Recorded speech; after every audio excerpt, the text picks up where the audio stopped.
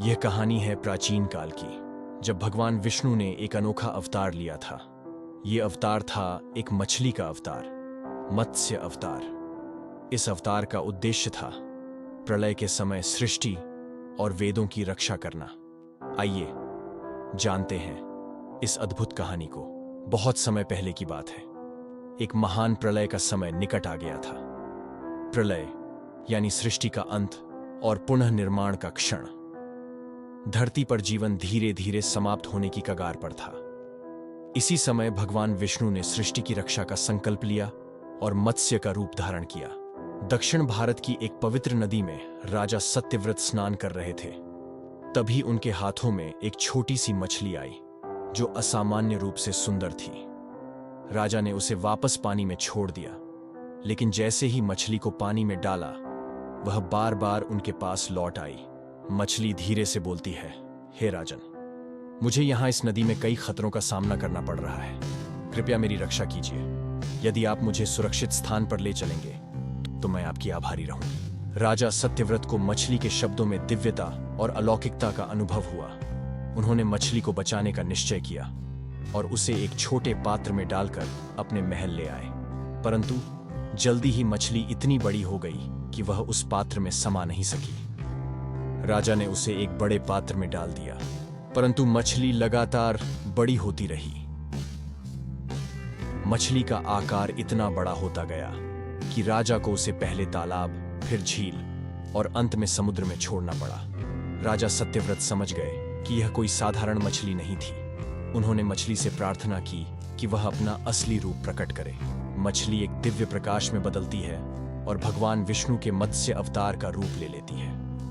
भगवान विष्णु ने सत्यव्रत से कहा, हे सत्यव्रत, मैं भगवान विष्णु हूं। यह प्रलय का समय निकट है। जल प्रलय में पूरी सृष्टि डूब जाएगी और मैं इस मत्स्य रूप में सृष्टि की रक्षा करने आया हूं। मैं तुम्हें सृष्टि के नए निर्माण के लिए मार्गदर्शन दूंगा। भगवान विष्णु ने राजा सत्यव्रत को निर्देश दिया कि वह एक विशाल नौका तैयार करें, जिसमें सभी प्रकार के जीव जंतु और आवश्यक वनस्पतियों के बीज रखें। उन्होंने राजा से यह भी कहा कि वेदों को सुरक्षित रखें ताकि नए निर्माण में यह ज्ञान संजोया जा सके।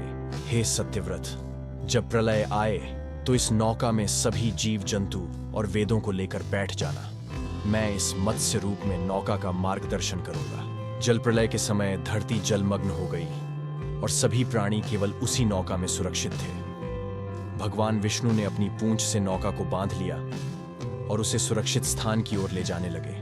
प्रलय के समय एक असुर हयग्रीव ने वेदों को चुराने का प्रयास किया, परंतु भगवान विष्णु ने अपने मत्स्य रूप में हयग्रीव का संहार किया और वेदों को सुरक्षित रखा। इस प्रकार उन्होंने सृष्टि के नए निर्माण का मार्ग प्रशस्त किया।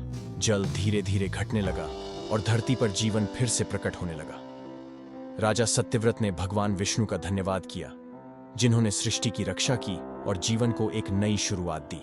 उन्होंने कहा, हे प्रभु, आपकी कृपा से ही हम सब इस प्रलय से बचे हैं। मैं सदैव आपके आभारी रहूंगा और धर्म के मार्ग पर चलूंगा।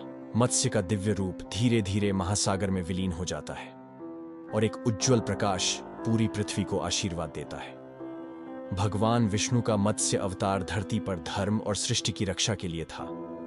उन्होंने राजा सत्यव्रत को धर्म का पालन करने का संदेश दिया और हमें यह सिखाया कि जब भी संसार में संकट आएगा, भगवान किसी न किसी रूप में प्रकट होंगे और सृष्टि की रक्षा करेंगे। यह कथा हमें धर्म और करुणा का महत्व बताती है।